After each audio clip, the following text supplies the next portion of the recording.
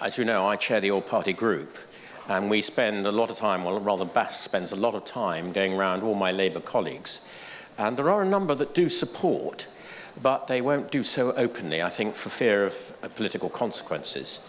So I think it's fair to say the Labour Party as a whole certainly don't understand shooting. That's absolutely true. Look at this latest lead ban with 3 years transition. Nothing wrong with banning lead if you've got the scientific evidence to do it. But for goodness sake, let's give us 5 years, because, you know, this war in Afghanistan, it's going to be very difficult, I think, to get the amount of ammunition, the amount of cartridges we need for 3 years' time. So I think they are engaging with us. We have had several good meetings with Diana Johnson over, I'm sure we'll get on to firearms licensing and so on. But we've had some good meetings. They appear to listen. Whether they're going to take any action is a different matter. They've got 90 rural MPs who they've got to somehow look after. Now, you've been MP for Cotswold for more than 30 years. So I imagine your voter antennae are pretty good when it comes to rural constituents. Is shooting an important issue, or is it completely marginal? They seem to think it's marginal. Well, I think in some very rural constituencies it is very important. If you think about it, it's not just shooting. It's all the other organisations that thrive off shooting.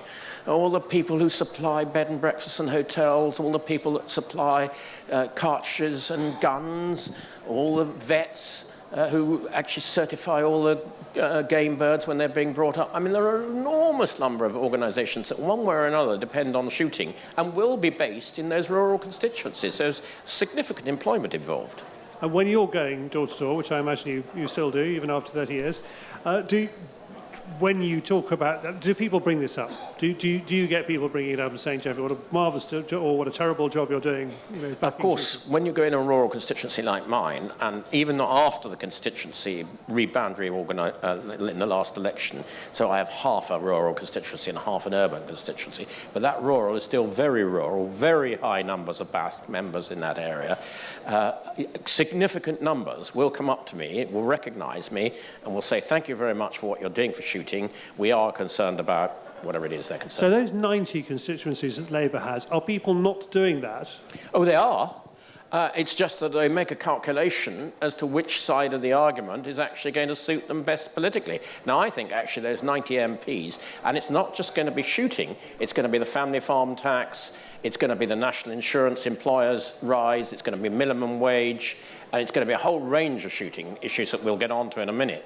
I think that will have an effect, and I think those 90 MPs must be getting a bit worried as to whether we really will be able to hold their seats. I've got Daniel Zeichner here tomorrow, who's a DEFRA minister. He's been very good. He's come to the Game Fair for the last few years. He's sat up here. He's said he understands us, you know, especially before we elected him. It remains to be seen what he's going to say about his record on government. What should I be asking him about, particularly about the politics of it? Well, I think the answer is just let us get on and do the things that we've always been doing for decades and centuries, and don't interfere. And we've got a whole raft of firearms issues and Home Office issues that I'm sure we'll come on to that were brought about as a result of the dreadful killings at Keyham. But actually, we've put good arguments to the Home Office as to why they shouldn't do some of them. And just say to him, you know, only do those things that are proportionate, only do those things that are really necessary. Things like lead, fine, but give us enough time to transition. Right, let's talk about those particularly those shooting related things. The trouble with running a Game Fair theatre during a Labour government is it always sounds like a kind of sigh of discontent for over 3 days, but which I don't want it to be. But let's start with lead. So we are going to see a compulsory phase out of lead by 2029, which is just after the last date for the next election. And it starts next season. How do you think they will be able to enforce that? How will that enforcement or that imposition work? Well, there will no doubt be, firstly, when you apply for a firearms and shotgun licence, they'll want to make sure in the first instance that you haven't got any lead ammunition. That'll be the first point of checking. The second point of checking is that I would imagine that they will do spot checks every now and again on the highway and just see what you've actually got in the back of your car. The third thing they can do is, as with ducks on the foreshore, is actually go and purchase some game from a game dealer and just see whether it's got any lead in it or not, and then start tracing it back as to which chute, get hold of the owners of chute, find out where it was shot and who shot it. So there are a number of things they could do if they really want to start to get nasty to enforce this. Yeah, I can see that. I mean, there's quite a lot of things wrapped up in your answer there. I mean, for example, ammunition is not, you have to have a shotgun certificate to buy ammunition, but you don't write it onto your, you don't write it down like you do with a firearms certificate. On the ammunition side, would it be easier for them to impose just a ban? What happened with the fishing lead weight slot is there was a ban on selling lead, and everybody who had lead weights used them up over the next few seasons, and then it effectively disappeared. And would you see something like that taken? I think it could well be that we'll have a ban on selling of lead cartridges and even certain types of calibers of rifle bullets too. Yeah. I mean, 243, for example, is threatened with all of this. That's the contentious one at the moment. Yes. Is it a small caliber or not? Yes. Yeah, exactly. Yes. Okay, and on enforcement, I mean, they have a number of ways of doing it. So the enforcement we've seen so far has been Chris Packham and Ruth Tingay going down to the supermarket, buying some cartridge and finding, surprise, surprise, it's got lead in it. Yes. Now, they could ask the Environment Agency to do that. It could be a Natural England job. It could be a wildlife police officer's job. There's this organisation called the Office for Environmental Protection. Do you have any idea what they do? I don't. Well, exactly. I mean, we don't know how vicious they're going to get with this enforcement. And if they're sensible, they will allow a reasonable transition period after the 3 years for everybody to just get rid of their old stocks and start getting used to using steel shot.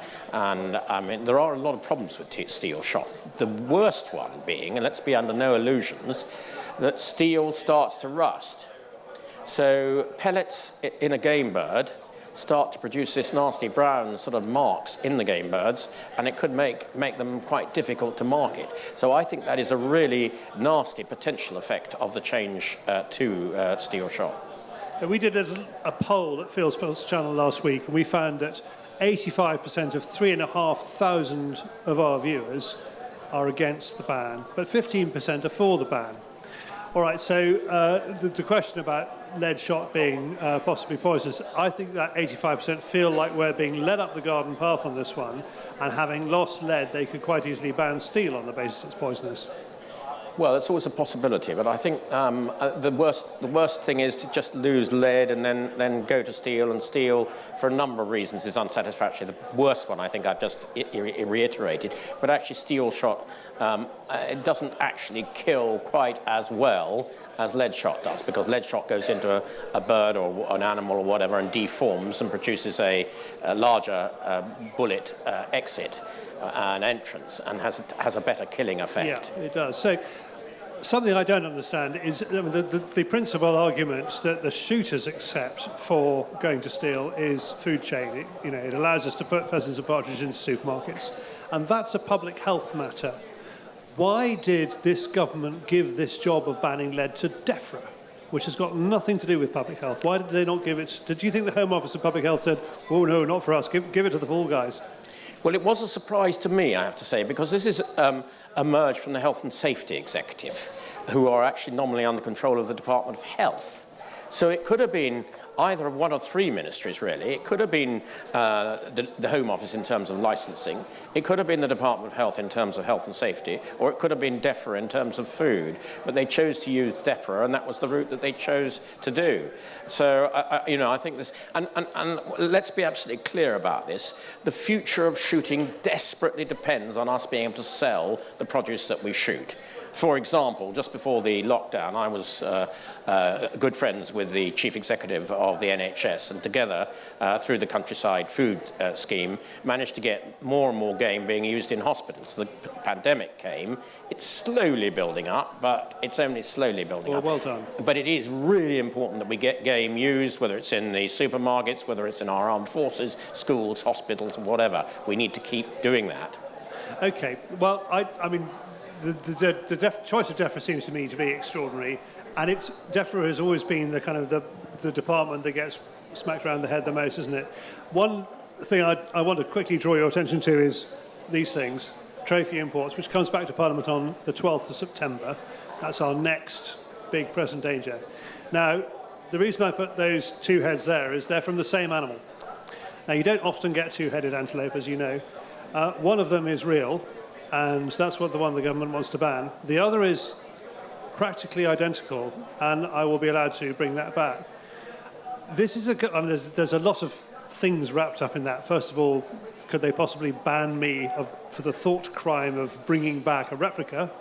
And secondly, the slightly bigger question, I think, which is, why do you think, and I know you're not in this government, but why do you think this government has this idea that by banning trophy imports, they will stop people from going to do something else, which is hunting? I think the first thing is probably just total ignorance. They don't understand. They're against somehow the shooting of these large trophy animals, and they don't understand the effect of what they're doing. And just to be very clear what they are doing, they are depriving some pretty poor countries like Tanzania of really important income, which they use very well to actually protect their wildlife. And what we're seeing in Africa is a link between those countries that actually do protect their wildlife and allow hunting, and those like Kenya that don't allow hunting, 70% decline in their wildlife stocks. So the link between hunting and preservation of wildlife is very clear. So actually what they're trying to achieve is totally contrary to what they're doing. So I had a chat to your former colleague Neil Parish, who I know and like a great deal, lives down in Somerset near me, and he said, you know, all politicians say they will do things for science, but in the end all politicians do things for politics. They can't help themselves. So this is going to be a political ban. They're going to ignore the science. What I don't understand is the theory of banning something in order to ban something else. They're going to want to try and ban trail hunting next year. That will probably be in the King's speech. The only way to ban dogs from following a scent is to ban dog walking, as far as I can see. If they actually want to do it, how will they be able? Do they not know that they can't do this? I think it is going to be very difficult to define. How can you stop a group of people riding their horses on a Saturday afternoon with their dogs? I just don't know how you can legislate for that without severely curtailing people's freedoms, as you say. A group of us go out walking with our dogs. They happen to get on a scent. We've done our best to control it. Are they actually going to put us all in prison? I think it's very difficult to see, and I think it's a very illiberal thing to try and do.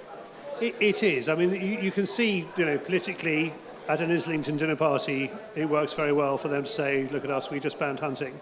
But the actualities of these things, I mean, over your 30-year career, you must have seen many occasions where people have tried to bring in bans on something that they don't really understand. Does that ever end well? It's constant. And when I see a new piece of legislation, whatever it is, I always say to myself, what is the problem we're trying to fix here? Why do we need to do this?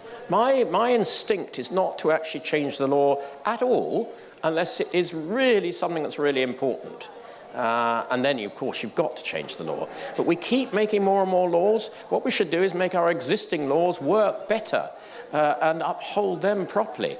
I mean, goodness sake, the police have got enough to do elsewhere without trying to uphold a trail hunting ban, going about the countryside, trying to find these people and then trying to arrest them. I mean, it all takes a lot of police resources to do that. I mean, you won't tell me what it's like in Cotswold, but where I live, we've got 12 packs operating every Saturday afternoon, 2 policemen in Wellington on a Saturday afternoon, both of them hunt. So, well, what are they going to do? Exactly. And in any case, even if they didn't hunt, those 2 police officers, and I suspect that knowing how it works, there'll be more than 2 police officers, they're not out there trying to catch people breaking into people's houses or stealing a car or whatever it happens to be. And that's what they should be doing on a Saturday afternoon. I really enjoyed Simon Hart's memoir of his time in government, and one of the things he said is that your worst day in government is still better than your best day in opposition. How is opposition for you going? What's your day-to-day like compared to what it was? Of course, I've been there so long. It's the second time around because we were there in '97. We're here today in 2025. And it is soul-destroying because you walk into that lobby to make a vote and you know very well you're not going to win. As Simon is absolutely so right, I'd rather be talking to you as a minister who can actually make the decisions, even if I'm on the back benches, than I would try to talk to some Labour MP knowing perfectly well that he's not going to really listen to me or actually let alone want to actually change things as a result. So we need to get back into government, apart from that fact, but just this government is doing so much wrong for the country. So much is going wrong, not least of which the finances on the Public Accounts Committee, which I look at, where our finances are really getting in a terrible muddle. The finances are bad. It seems to me that they are getting it wrong on society a lot, which is also Tory home turf. Now, you have got a hill to climb to get back into government. If there were no Kemi, if you were in charge, how would you do it? Well, I think I'd be a bit tougher than Kemi is on people like Farage and on the Labour government, telling the public what they're getting wrong. I hope that's not my phone. It is. I'm really sorry. Let's get rid of that. It's good. You're still in demand, despite everything. Sorry about that. Sorry about that, everybody. I think I would be tougher on them.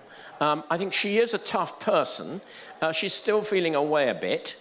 But she is getting her points across. I would also make the point of what the Conservative Party stands for. Too many people on the doors that I do knock on, and I do still knock on a lot of doors, say to me, what does the Conservative Party stand for these days? Now, I think that is a failure on all of us, and I've talked to Kemi about this. We will have a conference. I suspect after the conference, that question will be answered to a degree, and hopefully more than a degree. And let's hope that after that, we can then start to make progress, because we need to in the polls. What's very funny is that Geoffrey actually accidentally answered that, and that was Kemi on the phone, so that's his political career out the window. Sorry, I can't talk now. I'm busy. It looks like Reform would get in if they were an election tomorrow. Do you think that's true, or do you think that's just polling being polling? Well, I've been about in politics for a long time, and you've seen these people like the SDP come and go, and we'll just have to see what happens to Farage. I mean, we've got 121 members of Parliament working hard over the whole spectrum of government policy. They just cherry-pick one or two issues. OK, they get them across very well, but I suspect that they come the next election when inevitably we will have started to get our points across better. We've got to, one way or another. I think life will get a lot tougher for Reform. OK. Is there any...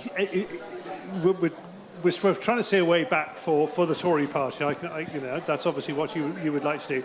Is there a way of drawing together all the political horrors that this government is visiting on the countryside, be it trade fee imports, lead shop ban, restrictions on shooting, trail hunting, farm inheritance tax? Is there a way of bringing all those things together and creating a kind of a battering ram to hit them with? So all of that is absolutely true, but we've got to do a lot more than that. What we've got to do is present to the British people why that attack on the countryside is so damaging for the country as a whole. And I think where it starts to get really damaging is that if we produce less and less of the food we need to eat and import more and more of it, there will come a time when it won't be available. There'll be a massive drought in the world or something somewhere. So I think this whole thing is connected.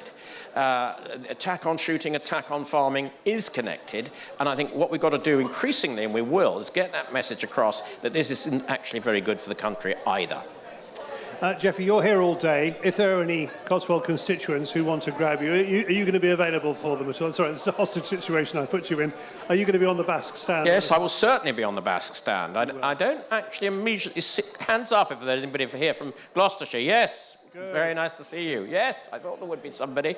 Yes, right at the back. Oh, we've got one or two. Yeah, well, I'll come and have a chat afterwards. Well, look, the guy on the board is one of your constituents, and he's given you a good run with your microphone, so he's obviously in favour of you. Oh, very good, yes. And they work well. Right, thank you, Aaron. Could we, just before we wrap up, yes, just actually very briefly go through the issues that we are facing, particularly with the Home Office? Go on. So there's some really nasty things coming out potentially, and which are going to be consulted on in the autumn. The worst one of all, I think, is the change from Section 2 to Section 1 firearms. That shot shotguns, putting shotguns in the same category as firearms, because it impinges on some of the questions we were talking about earlier. It does mean that you're going to have 2 sponsors, you're going to have an area of land which you can shoot over, you're going to have to list all the ammunition that you've got, you're going to have to lock up the ammunition, you're going to have to take your certificate every time you want to buy some ammunition. So I think that bureaucracy, and of course it'll be a lot more expensive because it's a lot more expensive. And at a time when police forces can't cope. So that, I think, is one of the most dangerous things. And I mean, Bask have come up with some really horrific figures of the number of shooting people that will fall off as a result of that. The second thing is that they want to introduce a power for the police to enter your house for any reason, at any time of the day or night. They've got it in terms of public order at the moment. If they really suspect you're a terrorist or something, they've got those powers at the moment. So there is no need for these powers, because they could simply ring you or email you or knock on your door at a civilized time of day saying, look, we have a problem here. We need to inspect your firearms. Can we make an appointment to do it? That's what a civilized society would do. Those are the 2 really big things I think we're facing at the moment. What do you want this lot to do? Write to your MP, go and see your MP, yes, make an appointment at their surgery, because there's nothing like people actually talking face to face to a member of parliament, saying we don't like ban on trophy hunting, we don't like the change to lead, we particularly don't like the change from section 2 to section 1, we don't like these new powers, and we've seen the police. What's his name, Lowe? I mean, 6 armed officers turned up at his house to take away 1,000 cartridges and all his guns at a pretty uncivilized hour of the day. Now, that's not how a civilized society should operate. And he's an MP. Yep. Yeah, look out. There we are. Right, look, thank you so much, Geoffrey. Thank you for coming. And, no, not at all. He will be available. Track him down. Ladies and gentlemen, Sir Geoffrey Clifton Brown. Thank you very much.